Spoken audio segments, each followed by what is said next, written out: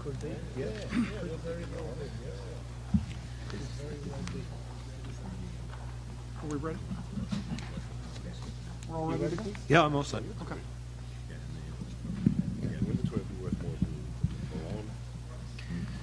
New York State Racing Parimutuel Wagering and Breeding Law, Section 102, provides that the New York State Gaming Commission shall consist of 7 members, appointed by the governor by and with the advice and consent of the Senate. 5 members having been confirmed by the New York State Senate affords the Commission an ability to establish quorum and to transact business. This present meeting of the Commission is now called to order.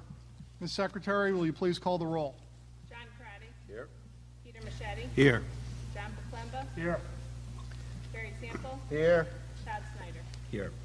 Ms. Secretary, please have the record reflect that a quorum of qualified members are present, thus enabling transaction of business. Given the absence of a designated chair, would the members like to select a member for the purpose of presiding over today's meeting?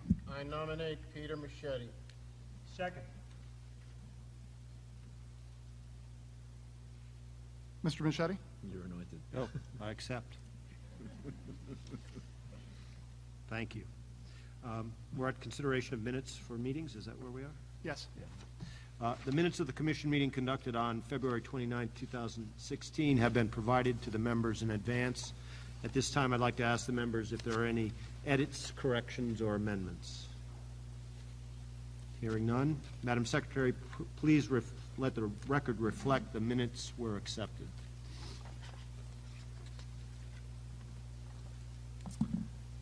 Next item is a report of the Executive Director. I'll be brief. This afternoon, I'd like to provide an overview regarding the development status of the 3 commercial casino projects, discuss the Nassau County Aqueduct Racetrack development, and highlight the Division of the Lottery's recently closed fiscal year results. Since our last meeting, Lago Resort and Casino has rebranded as Del Lago Resort and Casino. For our purposes, Del Lago has defined 2 stages of construction.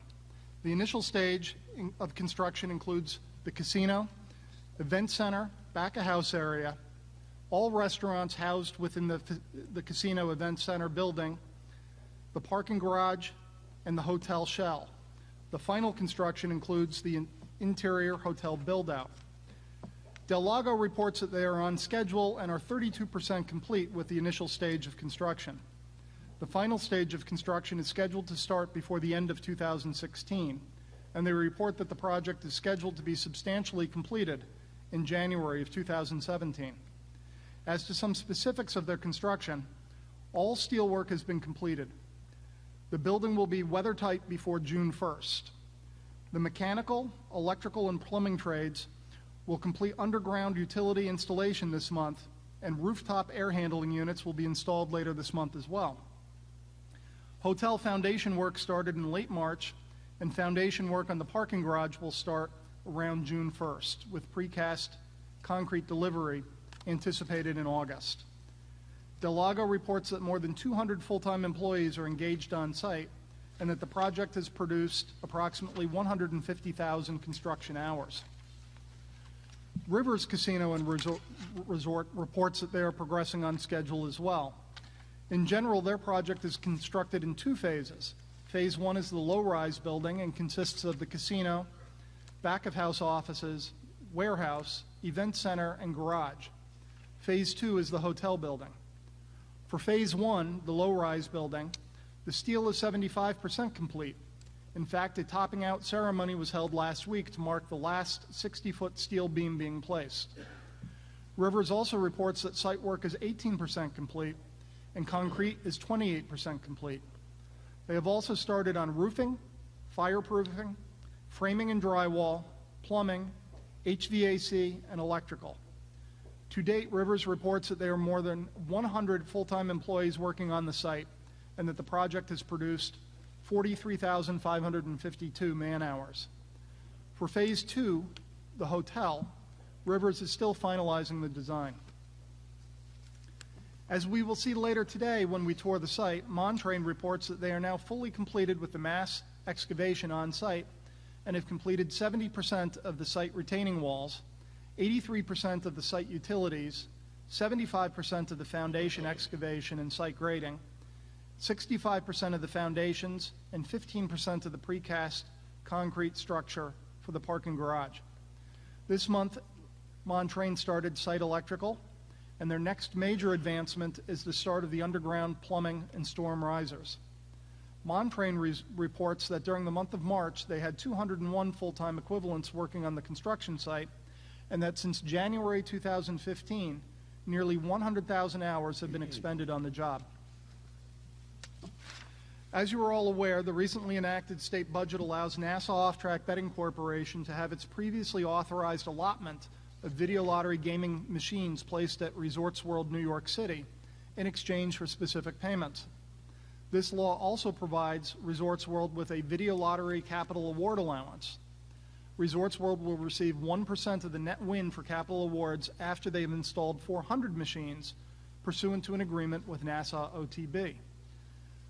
This amount rises to 4% after the maximum 1,000 machines have been installed. Resorts World is also required to build a hotel, resort, convention space of at least $300 million in value. Under the law, before the venture can take effect, the Commission must approve an agreement between Resorts World and Nassau. Finally, the New York's lottery set records in this recently closed fiscal year. Overall, the lottery experienced a combined total of $9.69 billion in revenue and an overall profit of $3.3 billion. Specifically, traditional lottery games grew by 6.2%, with a record $7.7 billion in sales for fiscal year 2015-16, over the previous year's $7.25 billion. Draw game sales grew to $3.79 billion in fiscal year 2015-2016, an increase of 8.6% from the $3.49 billion realized the year before.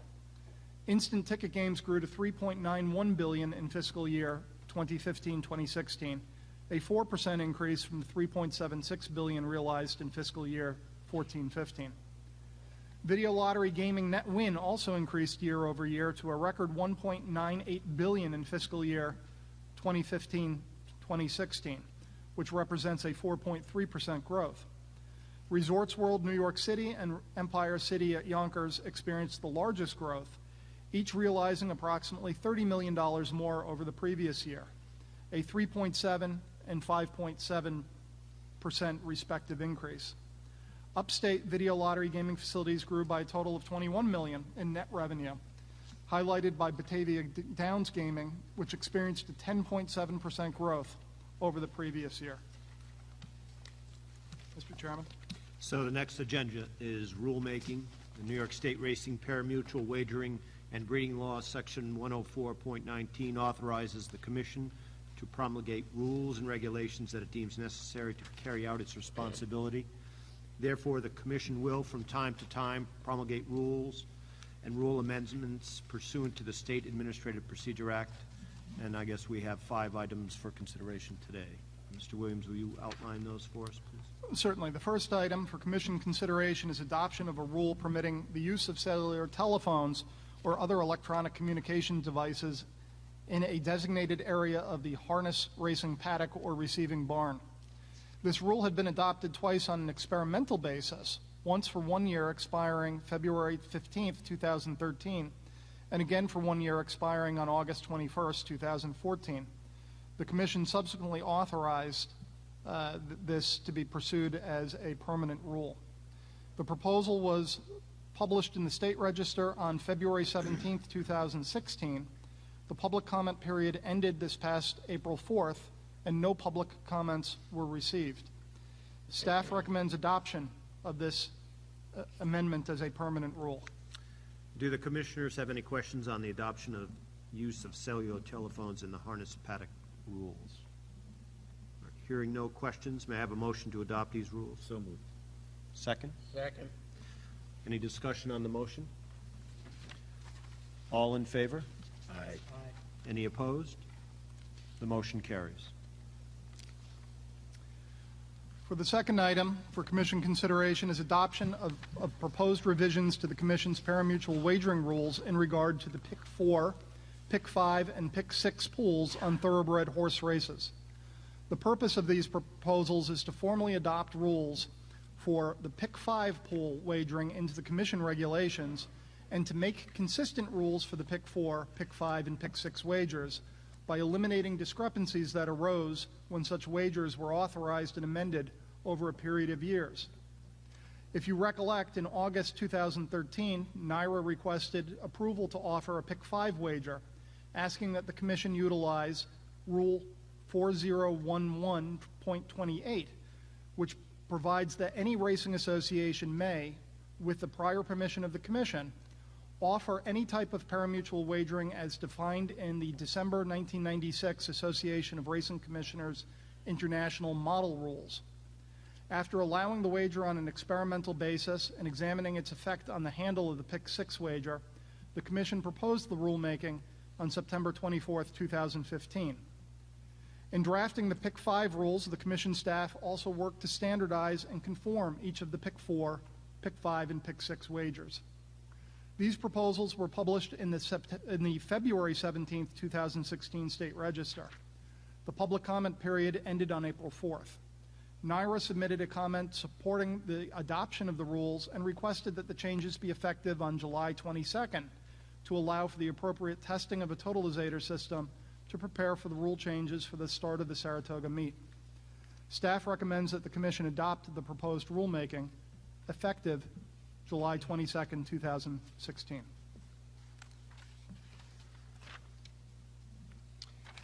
Any questions on the adoption of PIC 4, PIC 5, and PIC 6 pool rules? There was no comments in the negative? There were not. Reporters, fans, nothing? Nothing negative. Anything else, John? Nope. May I then have a motion to adopt these rules? So moved. Second? Second. Any discussion on the motion? Hearing none, all in favor? Aye. Any opposed? The motion carries. As item 4C for Commission consideration is a proposal of conduct and operation of gaming rules for commercial casino licensees. The proposed part addresses the following topics: a gaming facility licensee's submission of a system of administrative and accounting procedures for the conduct and operation of gaming, requirements for hours of operation, minimum age participation and access, retention of realty, construction, maintenance, and business records, submission of a gaming facility licensee's emergency action plan, requirements for the award of an operation certificate to commence gaming operations, procedures and requirements for key control, facial recognition, and license plate recognition, and limitations on certain financial transactions. The proposed text was circulated to the 3 gaming facility licensees and the recommended applicant to solicit pre-proposal comments. Many comments and suggestions were incorporated into the rule in front of you.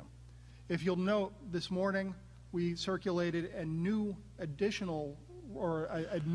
version of the rule which just contained some stylistic changes. It is this document that was circulated this morning with the stylistic changes that you will be voting upon. Staff recommends that the Commission authorize the proposal of this rulemaking. Do any of the commissioners have any questions on the proposal of the casino conduct and operation of gaming rules? Hearing none, may I have a motion to propose these rules? So moved. Second? Second. Any discussion on the motion? Hearing none, all in favor? Aye.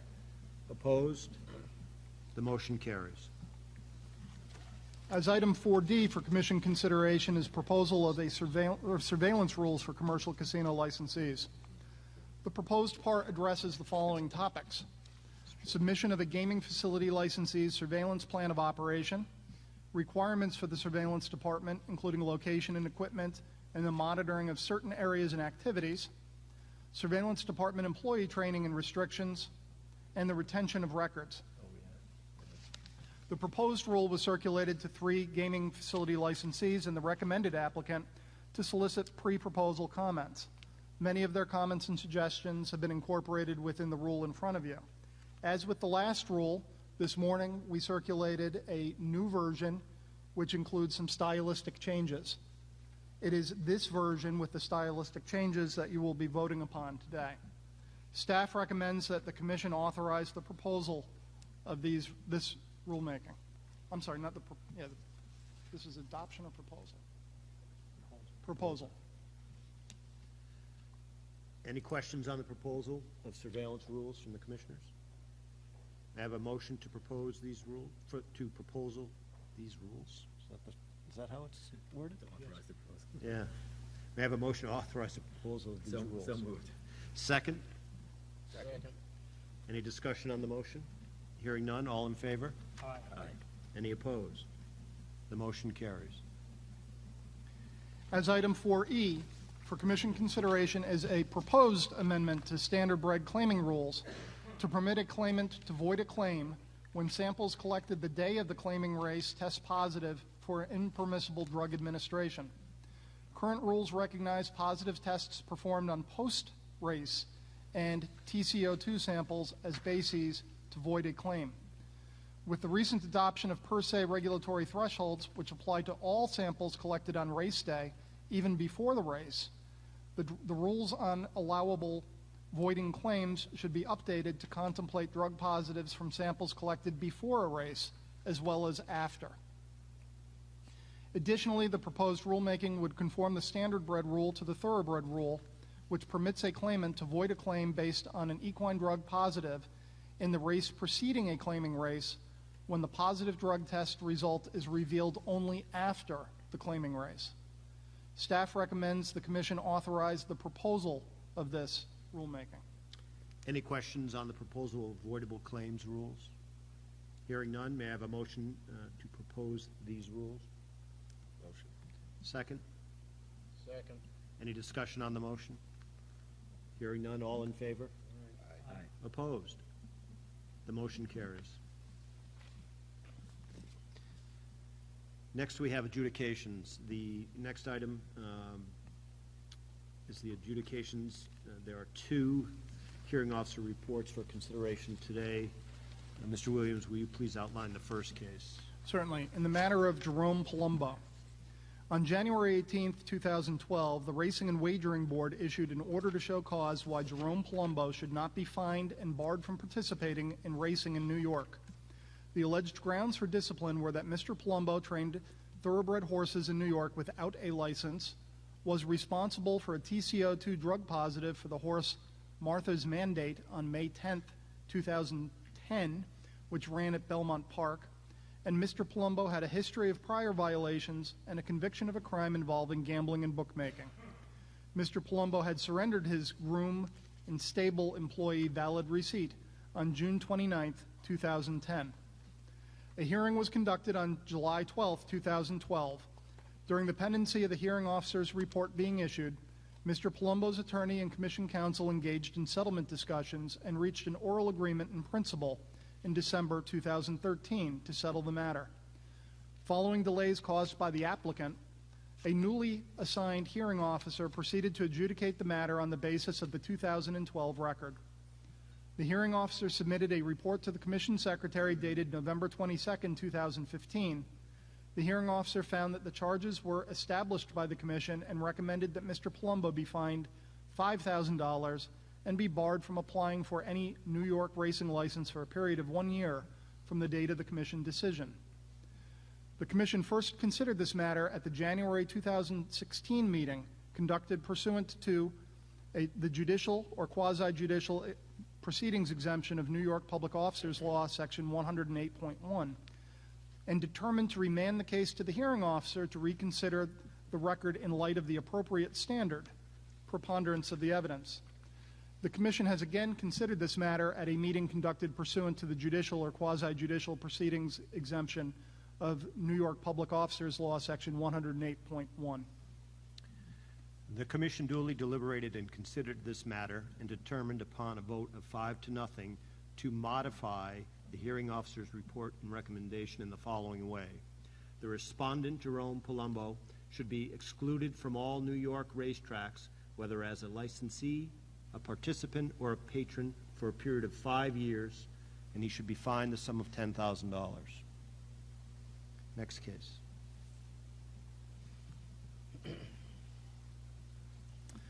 In the matter of Stop and Shop Deli, on October 27, 2016, the Bureau of Licensing ordered the immediate temporary suspension of the lottery sales agent license of Stop and Shop Deli.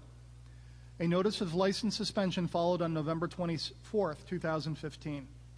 The notice informed Stop and Shop Deli that the suspension was for fraud, deceit, misrepresentation, or conduct prejudicial to the public confidence in the state lottery, and because of material change in the financial stability and security of the licensed business and the accessibility of such business to the public. Specifically, the notice stated that the law enforcement had executed a search warrant at the location and seized evidence, that Troy City Code Enforcement had closed the premise, and that the owner of the location had been advised of his rights by law enforcement and was escorted from the premises, and that a law enforcement investigation was ongoing. The notice also stated that the suspension would become a revocation unless Stop and Shop requested a hearing. After request by Stop and Shop Deli, a hearing was conducted on December 29, 2015. The hearing officer submitted a report to the Commission Secretary on March 14, 2016.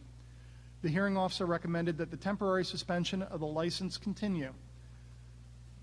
The Commission considered this matter at a meeting conducted pursuant to the judicial or quasi-judicial proceedings exemption of New York Public Officers Law, Section 108.1.